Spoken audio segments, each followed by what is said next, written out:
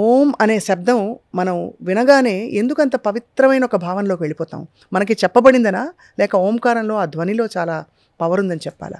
అద్భుతమైన సంకీర్తనతో శుభారంభం పలికినందుకు మీకు కృతజ్ఞతాతలు తెలియజేసుకుంటూ, మీరు అన్నట్లుగా ఓంకారం అన్న సుశబ్దాన్ని శ్రవణం చేసిన, ఓంకారం అన్న దృశ్య కావ్యాన్ని దర్శించిన, ఓంకారం సృష్టి సారం విధి విధి లిఖితం ఆ ఉ ఉం అనే 3 శబ్దం అనొచ్చా, లేక అక్షరాలను కూడా అనలేము, ఎందుకంటే ఓంకారం అంటే ఒక అక్షరం అని అంటాం. కానీ ఈ 3 కలయిక మన చైతన్యానికి ఒక సాధనం అని చెప్పాలా గురుగారు? సో ఈ ఉపనిషత్తులో ఉపదేశించిన జ్ఞానం యొక్క శీర్షిక ఓంకారం అయితే, మహర్షి ఇదే ఉపనిషత్తులో 8వ శ్లోకంలో అసలు ఈ జ్ఞానానికి ఓంకారంగా ఎందుకు పేరు పెట్టారో చెప్పారు.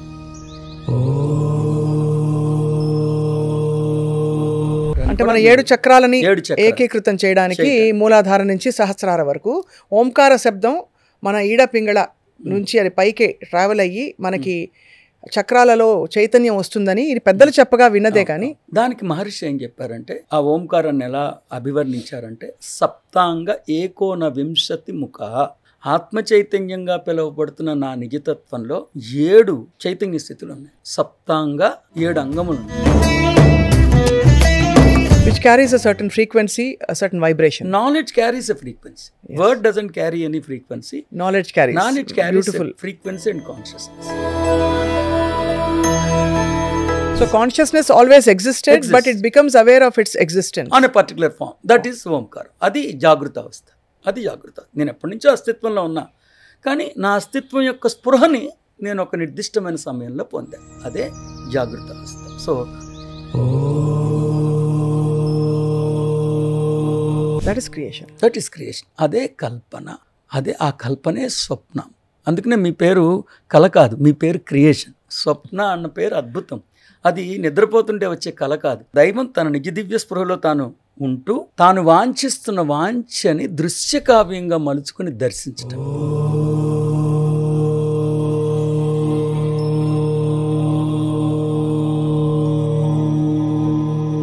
ఇదే జ్ఞానం తెలుసుకోవటం, తెలుసుకున్న జ్ఞానాన్ని ఓంకారంగా ఉచ్చరించడం. ఆవిడ కుంటికాలతో వచ్చి వెళ్ళేటప్పుడు స్కిప్పింగ్ చేసుకుంటూ వెళ్ళారు.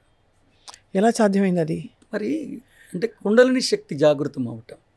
కుండలిని శక్తి జాగృతం అవటం అంటే అర్థం ఉన్న చైతన్య స్థితి నుండి ఉన్నతమైన చైతన్య స్థితికి ఉద్ధరించుకున్నప్పుడు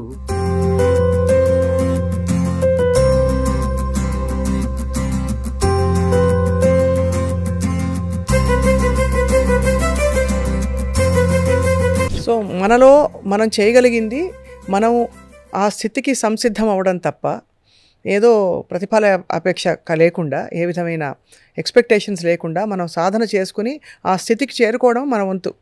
ఒక రాజుగారు తన రాజ్యం, తన పరిపాలన ఎలా ఉందో తెలుసుకోవటానికి అజ్ఞాతవాసంలోకి వెళ్ళిపోయి క్రమేపీ అజ్ఞానంలోకి వెళ్ళిపోయాడు. అంటే నేను పేదవాడిని అనుకున్నాను.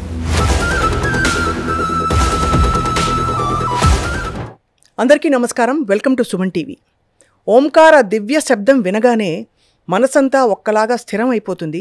అలాగే మనలో ఉండే చక్రాలన్నీ కూడా ఏకీకృతం అవుతాయని చెప్పి పెద్దలు చెప్పారు. ఓంకార ధ్వని అటువంటి ఒక గొప్ప దివ్యమైన ధ్వని, ప్రపంచాన్ని, మన మూలాలని శాసించే ఒక అద్భుతమైన ధ్వని. మరి ఓంకార ఉపాసన చేయాలా, లేక ఓంకారాన్ని మనం మన నిత్య జీవితంలో ఎలా ఏకీకృతం చేయాలి, వీటిపై చాలా విషయాలు తెలుసుకోబోతున్నాయి ఇవాళ.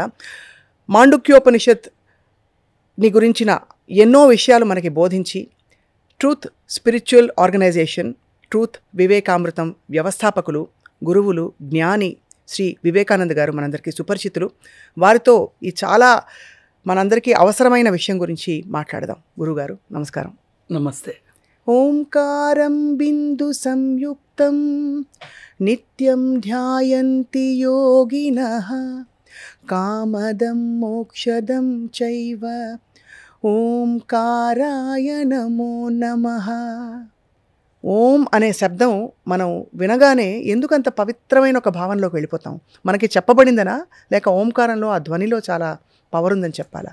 అద్భుతమైన సంకీర్తనతో శుభారంభం పలికినందుకు మీకు కృతజ్ఞతాతలు తెలియజేసుకుంటూ, మీరు అన్నట్లుగా ఓంకారం అన్న సుశబ్దాన్ని శ్రవణం చేసిన, ఓంకారం అన్న దృశ్య కావ్యాన్ని దర్శించిన మన మదిలో అకృతంగానే పవిత్రమైన పరిమళాత్మకమైన ప్రజ్ఞా సుగంధాలు స్ఫురిస్తాయి. దాని వెనుకున్న కారణం ఏంటన్నది మీ ప్రశ్న. ఓంకారం గురించి తెలియాలంటే ఓంకారం శబ్దమా, ఓంకారం మంత్రమా, ఓంకారంలో ఉన్న మహత్ ఏంటి అనేది తెలియాలంటే మనం మాండుక్యోపనిషత్తుని సమగ్రంగా అధ్యయనం చేయాలి. మాండుక్యోపనిషత్ అన్న శీర్షిక ఎలా వచ్చింది? ఒక ఉపనిషత్తుకి మండూకం అని పేరు పెట్టడం ఏంటి, ఒక ఉపనిషత్తుకి కప్ అని పేరు పెట్టడం ఏంటి అనేది కానీ మనం అధ్యయనం చేస్తే మీకు తెలిసే ఉంటుంది. ఆధ్యాత్మిక జ్ఞానంలో ఆధ్యాత్మిక జ్ఞానానికి పెట్టిన శీర్షిక విశేషమైన భూమికని పోషిస్తుంది. ఆధ్యాత్మిక జ్ఞానంలో ఆధ్యాత్మిక జ్ఞానానికి పెట్టిన శీర్షిక విశేషమైన భూమికని పోషిస్తుంది. అవును. ఉదాహరణకి శీర్షిక ఆ జ్ఞానానికి ప్రతినిధి, శీర్షిక ఆ జ్ఞానానికి ప్రాతినిధ్యం వహిస్తుంది. అలాగే మాండుక్యోపనిషత్ అనే శీర్షిక ఈ జ్ఞానానికి ప్రాతినిధ్యం వహిస్తుంది. ఎలా అంటే మండూకానికి ఒక విశేషమైన లక్షణం ఉంది. అది హైబర్నేషన్ స్టేజ్కి వెళ్ళినప్పుడు అది కోసినా కదలదు, జీవత్శవంలా పడి ఉంటుంది. దాన్ని కోసినా కాల్చినా కదలదు, as if it is dead, almost dead. కానీ అలాంటప్పుడు ఒక చల్లని చక్కని వానచినుకు అది కానీ రుచి చూస్తే వెంటనే మళ్ళీ పునర్జీవనంలోకి వచ్చేస్తుంది. It gets resurrected. సరిగ్గా అదే రీతిలో మనిషి స్వస్వరూప జ్ఞానం, ఆధ్యాత్మిక జ్ఞానం, స్వస్వభావ జ్ఞానం, తానెవరో, ఎక్కడి నుంచి వచ్చాడో, ఎందుకు వచ్చాడో తెలియకపోవటం వలన కొన్ని వందల వేల జన్మలు పునరపి జననం పునరపి మరణం అన్న చందంగా జీవిస్తూ తనని తాను దేహంగానే భావిస్తూ మానవుడిగానే అపోహపడుతూ జీవిస్తుంటాడు. తన యొక్క he will not be aware of his divine potential. He will not be aware of his divine potential. తను అతి సాధారణమైన మనిషిలానే జీవిస్తాడు. భౌతికమైన లక్ష్యాల కోసమే జీవిస్తాడు. పుడతాడు, మరణిస్తాడు, మళ్ళీ పుడతాడు, మళ్ళీ మరణిస్తాడు. కానీ అలాంటి జనన మరణ చక్రాల విషవలయంలో కూరుకుపోయిన ఒక మానవుడికి ఈ ఉపనిషత్తులో ఉపదేశించిన జ్ఞానసారంలో ఒక బిందువు అంతా అతడు రుచి చూసిన వెంటనే అతడు తన నిజ దివ్య స్పృహలోకి ఉద్ధరించుకోవటం సుసాధ్యమవుతుంది. కాబట్టి పుష్కర శ్లోకాలతో పరిపుష్టమైన ఈ ఉపనిషత్తుకి మాండుక్యోపనిషత్తుగా మహర్షి నామాంతరం గావించారు. ఇది ఆ శీర్షికలో ఉన్నది. ఎంత అర్థవంతంగా ఉంది నిజంగా అసలు కదా. అంటే మనిషి నిజంగానే చలనం లేకుండా, ఏ విధమైన స్ఫురణ లేకుండా జీవిస్తూ కొనసాగిస్తూ కేవలం జ్ఞానం అనే ఒక బిందువు మన మీద పడంగానే వెంటనే ఏ విధంగా మనం మేలుకుంటాము అనేది ఈ ఉపనిషత్తు యొక్క శీర్షిక. ఇక ఏంటి ఈ ఉపనిషత్తులో ఏం జ్ఞానం చెప్పబడింది? ఆ జ్ఞానంలో ఒక బిందు మాత్రం మనం సేవించినంత మాత్రాన, గ్రోలినంత మాత్రాన నిజ దివ్య స్పృహలోకి ఉద్ధరించుకోవటం సాధ్యమా? ఒకవేళ అది సాధ్యమైతే ఇంతకీ ఈ ఉపనిషత్తులో ఏ జ్ఞానం చెప్పబడింది? ఈ ఉపనిషత్తులో చెప్పబడిన జ్ఞానం యొక్క శీర్షిక ఓంకారం. ఆ ఉ అనే 3 శబ్దం అనొచ్చా, లేక అక్షరాలను కూడా అనలేము, ఎందుకంటే ఓంకారం అంటే ఒక అక్షరం అని అంటాం. కానీ ఈ 3 కలయిక మన చైతన్యానికి ఒక సాధనం అని చెప్పాలా గురుగారు? ఖచ్చితంగా. సో ఈ ఉపనిషత్తులో ఉపదేశించిన జ్ఞానం యొక్క శీర్షిక ఓంకారం అయితే, మహర్షి ఇదే ఉపనిషత్తులో 8వ శ్లోకంలో అసలు ఈ జ్ఞానానికి ఓంకారంగా ఎందుకు పేరు పెట్టారో చెప్పారు. కోడింగ్ ఎందుకు చేశారు ఓంకారం? ఇంకేదైనా అనొచ్చు కదా, కానీ ఓంకారంగానే ఎందుకు చెప్పారంటే, ఓంకారం ఆ ఉ ఉమ్లు కలయిక. మీరు అనొచ్చు ప్రతి శబ్దము కొన్ని అక్షరాల కలయికే ఉంటుందిగా. అవును, ప్రతి శబ్దమైనా ఏ శబ్దమైనా కొన్ని అక్షరాల కలయికే ఉంటుంది.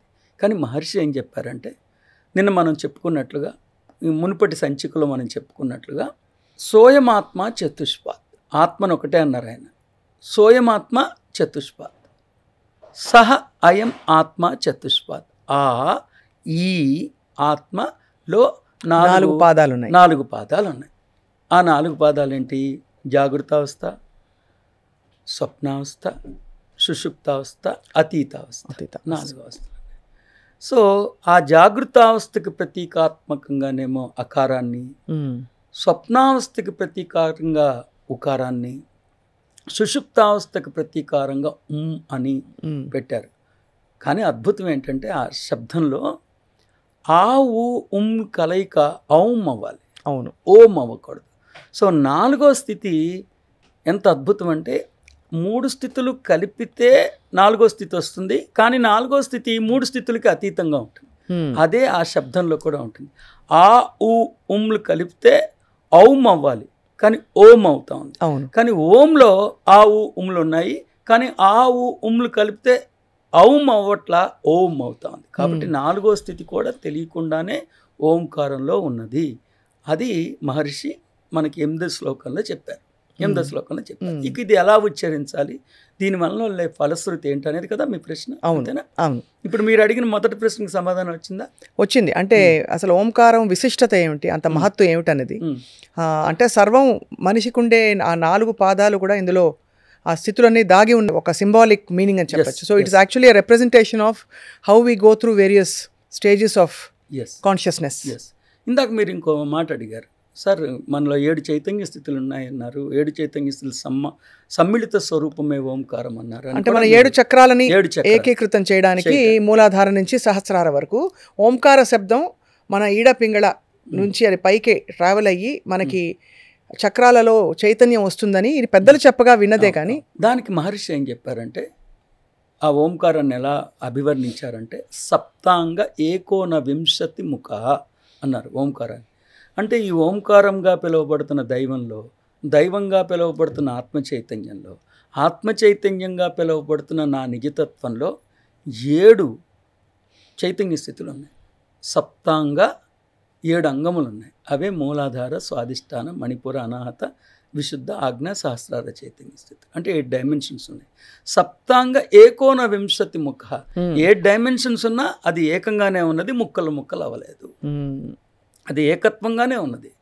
కాబట్టి ఇక మీరు అడిగిన ప్రశ్న ఎలా అంటే, ఓంకారం చేయటం వల్ల వచ్చే ఫలశ్రుతి ఏంటన్నది మీ ప్రశ్న. అవును, కరెక్ట్ మీ ఫైమ్ రాంగ్. ఓంకారం ఎలా చేయాలి, ఎలా ఆచరించాలి, అంటే అవును, సాధన ఉపాసన ఏమిటి, దాన్ని ఎలా? మొట్టమొదటిగా నా అభిప్రాయాన్ని అనుభవపూర్వకంగా నేను వైదికంగా నేను అనుభవించింది మేము ముందు పెడుతున్నా. ఓంకారం ఏంటో తెలియకుండా, ఓంకారంలో పొసికి ఉన్న జ్ఞానసారం ఏంటో తెలియకుండా కేవలం మెకానికల్గా ఓంకారాన్ని ఉచ్చరించటం వలన ఫలము నామమాత్రంగానే ఉంటుందని, ఫలశ్రుతి నామమాత్రంగానే ఉంటుందని నేను అనుభవించి చెప్తున్నాను. ఎందుకంటే అంతకుముందు నా లైఫ్ తెలుసు. ఓంకారాన్ని ఉచ్చరించినప్పుడు ఓంకారం యొక్క జ్ఞానాన్ని అధ్యయనం చేసి అర్థం చేసుకుని అనుష్ఠానమైన నా భావుకతని ఓంకారం అన్న సుశబ్దం ద్వారా ఉచ్చరించినప్పుడు నాలో పరిమళాత్మకమైన ప్రజ్ఞా సుగంధాలు, విద్యా వికాసాలు ఎలా విరబూసినాయో నాకు తెలుసు. కాబట్టి నేను విపులంగా వివరంగా చెప్తున్నా. ఓంకారం అనగానే మనకి జనరల్గా మనం జర్మనీ వెళ్ళామండి, అక్కడ ఒక ఇంటి ఎదురుకుండా ఓంకారం చూసాం. మనం జనరల్గా మనకి ఏమనిపిస్తుంది, వీళ్ళు మనోళ్ళే, మన హిందువులే, అయితే మన దేశస్తులే. ఫస్ట్ సాధకుల్లో స్ఫురించాల్సిన భావుకత, ఓంకారం ఒక మతపరమైన చిహ్నము కాదు, ఒక దేశానికి ప్రతీక కాదు. ఓంకారాన్ని చూడంగానే, అంటే మాండుక్యోపనిషత్తులో మహర్షి ఉపదేశించిన సుజ్ఞానం అర్థమైన తర్వాత ఓంకారం అన్న సుశబ్దాన్ని శ్రవణం చేసిన వెంటనే, దృశ్యకావ్యంగా దర్శించిన వెంటనే నా మదిలో స్ఫురించేది నా పుట్టినిల్లు, నా నిజ దివ్య స్పృహ. ఇది మానవాళికి వర్తిస్తుంది, యావత్ మానవాళికి. నా పుట్టినిల్లు, నా జ్ఞాన దిగంబర స్వరూపం, నా ఔచిత్యం, నా దివ్యత్వం. ఓంకారం నిజంగా తెలియాలంటే మహర్షి ఉపదేశించిన జ్ఞానానికి మహర్షి ఓంకారం అన్న శీర్షికని నామాంతరం గావించి ఎందుకు చేశారో చెప్పారు. సో ఓంకారంలో ఆ దేనికి ప్రతీక, నా ఆత్మ చైతన్యాన్ని అయి ఉన్న నా జాగృత అవస్థకి ప్రతీక. ఊ ఆత్మ చైతన్యాన్ని అయి ఉన్న నా స్వప్నావస్థకి ప్రతీక. ఓం నా సుషుప్త అవస్థకి ప్రతీక. ఓం వెరసి ఈ 3 చైతన్య స్థితులు కలిగి ఉండి, ఈ 3 చైతన్య స్థితులకి అతీతముగా ఉన్న అతీతమైన 4వ చైతన్య స్థితికి ప్రతీక. ఈ సందర్భంలో మీరు ఒక విషయం మర్చిపోవద్దు. 12వ శ్లోకంలో ఏ మహర్షి అయితే ఆ ఉమ్లు కలయిక ఓంకారం అని చెప్పారో, 12వ శ్లోకంలో అసలు ఈ అక్షరాలన్నిటికీ అతీతమైనది ఓంకారం అని కూడా చెప్పారు. ఒక నిశ్శబ్దం ఈ అక్షరాలకు అతీతంగా ఉన్నదని కూడా చెప్పారు. కాబట్టి ఈ సందర్భంలో సాధకులు మదిలో స్ఫురించాల్సిన భావుకత ఓంకారం అన్నది మన ఆధ్యాత్మిక జ్ఞానం యొక్క నామాంతరం. The Omkaram is the title of our spiritual background. So నా ఉద్దేశం ఏంటి, ఇలా ఓంకారాన్ని ఉచ్చరించిన వెంటనే, మంత్రం అంటే మనందరికీ తెలుసు, శబ్దభూయిష్టమైన జ్ఞానభూయిష్టమైన శబ్ద తరంగం. మంత్రం అంటే జ్ఞానభూయిష్టమైన శబ్ద తరంగం. A word captivated with knowledge.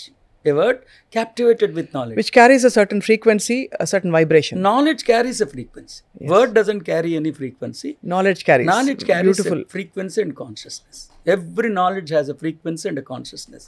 Sorry, every knowledge is a consciousness. Every consciousness has a frequency. Kada?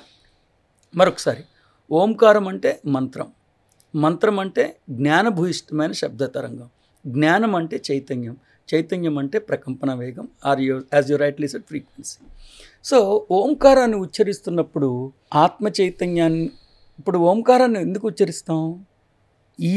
ఈ లౌకికంలోంచి అలౌకికంలోకి క్షణకాలంలో ప్రవేశించాలంటే మహర్షి మనకు అందించిన ఒక అద్భుతమైన బ్రహ్మాస్త్రం ఓంకారం.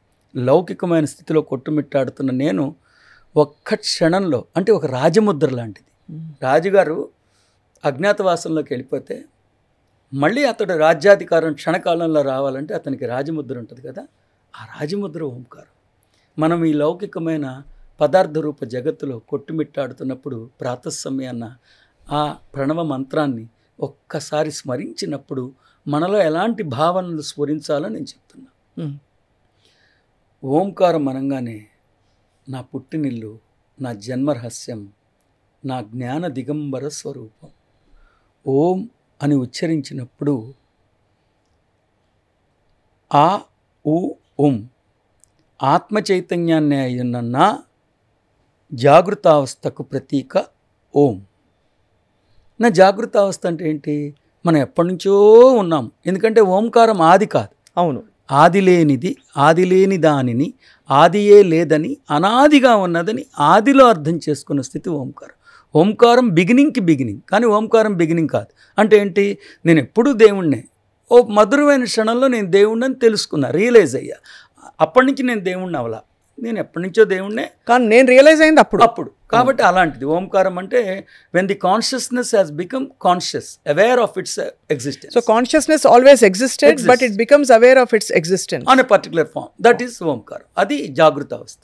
అది జాగృత. నేను ఎప్పటి నుంచో అస్తిత్వంలో ఉన్నా, కానీ నా అస్తిత్వం యొక్క స్పృహని నేను ఒక నిర్దిష్టమైన సమయంలో పొందా. అదే జాగృత అవస్థ. సో ఓంకారం అన్నప్పుడు ఆత్మ చైతన్యాన్ని అయిన నేను ఎప్పటి నుంచో అస్తిత్వంలో ఉన్నాను. ఓ శుభముహూర్తాన్న నా అంతట నేనుగా స్పృహలోకి వచ్చాను. అదే నా జాగృత అవస్థ. ఆ జాగృత అవస్థకి ప్రతీకాత్మకంగానే ఆ అక్షరాన్ని నేను ఉచ్చరిస్తున్నాను. అలాగే ఎప్పుడైతే నేను నా జాగృతావస్థలోకి స్వయంభూగా ఉద్ధరించుకోగలిగానో అప్పుడు నాకు సంబంధించిన నా సహజత్వం అంతా నా వినిమయంలోకి రానారంభిస్తుంది. భగవంతుడి యొక్క సహజత్వం ఏంటి? సృజనాత్మకత. నిన్న మనం చెప్పుకున్నాం మునుపటి ఎపిసోడ్. ఒక పుష్పానికి సుగంధం ఎంత సహజమో భగవంతుడికి సృజనాత్మకత అంత సహజం.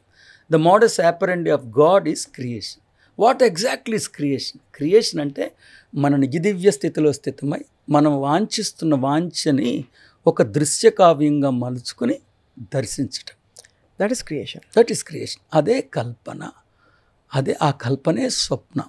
అందుకనే మీ పేరు కళ కాదు, మీ పేరు క్రియేషన్. స్వప్న అన్న పేరు అద్భుతం. అది నిద్రపోతుంటే వచ్చే కళ కాదు. దైవం తన నిజదివ్య స్పృహలో తాను సంకల్పించి, దైవం తన నిజదివ్య స్పృహలో తాను ఉంటూ తాను వాంఛిస్తున్న వాంఛని దృశ్యకావ్యంగా మలుచుకుని దర్శించటం. అది కల్పన. అందుకనే బ్రహ్మంగారు కూడా చెప్పారు, దృష్టి నిలపడేని దేవుడు దిగవచ్చు, దృష్టి నిలిపినేని దేవుడు దిగవచ్చు, దృష్టి నిలపడేమి నష్టపడు, సర్వ సృష్టి దృష్టిలోనే పుష్టమవును, కాళికాంబ హంస కాళికాంబ. కరెక్ట్గా ఈ దృష్టి గురించే చెప్పారు. So I'm God on my own. I have come into awareness. I have come into awakening state. The moment I have accomplished the awakening state, I have begun to create. అది ఇప్పుడు స్వప్నావస్థ. సో సాక్షాత్ ఆ దైవమే అయి ఉన్న నేను నా నిజ దివ్య స్పృహలోకి స్వయంభూగా ఉద్ధరించుకున్నాను. స్వయంభూగా ఉద్ధరించుకున్న నేను నా సృజనాత్మక శక్తితో నా కాల్పనిక క్షేత్రంలో కల్పన చేయనారంభించాను. ఆ రీతిగా నేను సృష్టిని సృష్టించాను. నాలోనే నిక్షిప్తమై ఉన్న అవ్యక్త దివ్యత్వాన్ని వెలికితీసి వ్యక్తపరిచాను. అలా క్రియేషన్ వచ్చింది. తర్వాత సుషుప్తావస్థ, ఇవన్నీ నా ఆత్మ చైతన్యం యొక్క నా అవస్థ. సుషుప్తావస్థలో నాకు కోరిక లేదు, సృష్టించాలన్న తలంపు లేదు. ఇంకా నాలో అవ్యక్తంగా ఉన్న దివ్య శంకరాభరణాలని వినిమయంలోకి తెచ్చుకోవటానికి నేను మరింత లోతుగా అంతర్ముఖం అవ్వనారంభించాను. అప్పుడే ఆనందం, బ్రహ్మానంద పార్వస్యం.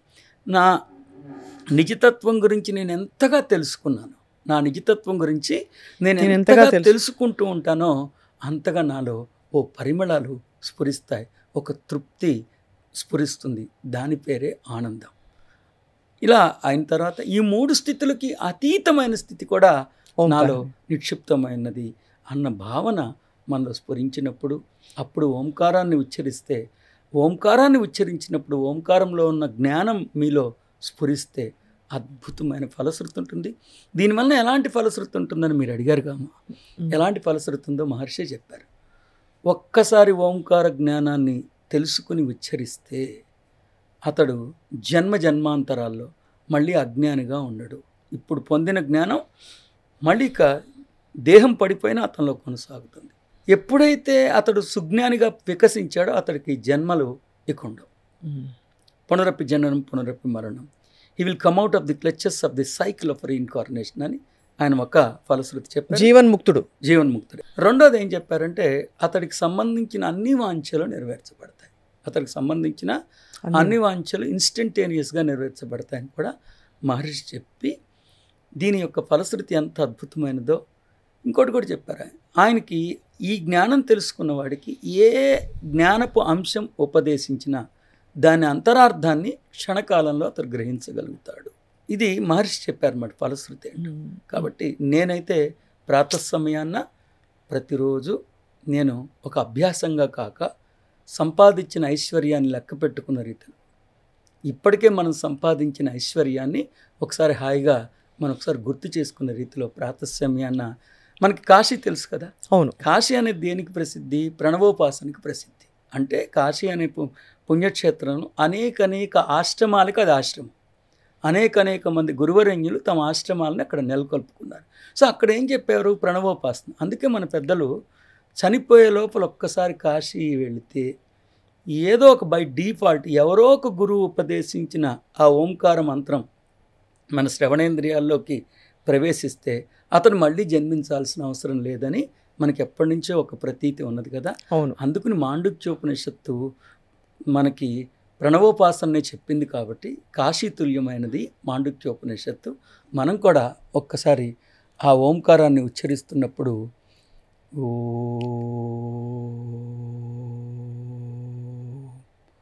అని ఉచ్చరించినప్పుడు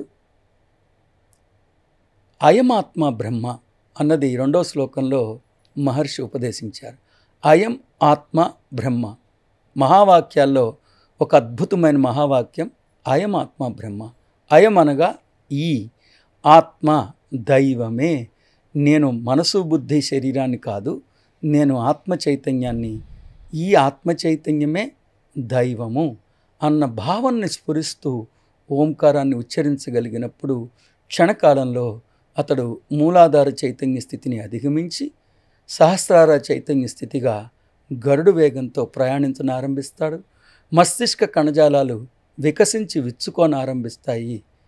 అతడి ఆధ్యాత్మిక ఎదుగుదల గరుడు వేగంతో కొనసాగుతుందని నేను వైయక్తికంగా అనుభవించి మీకు నివేదించుకుంటున్నాను. నేను నిజం చెప్తున్నప్పుడు, నేను చెప్తున్నది సత్యమైనప్పుడు, నేను అనుభవించినప్పుడు దాన్ని వెనకాడాల్సిన అవసరం లేదు. ప్రతిసారి ఇలా అయిందని చెప్పలేను. కానీ మా మదర్ సిస్టర్ అంటే మా పిన్ని గారు ఒక 40 రోజులు చేసాం మేము, మండలం రోజులు. అంటే ఏమి ఆశించకుండా చేసాం.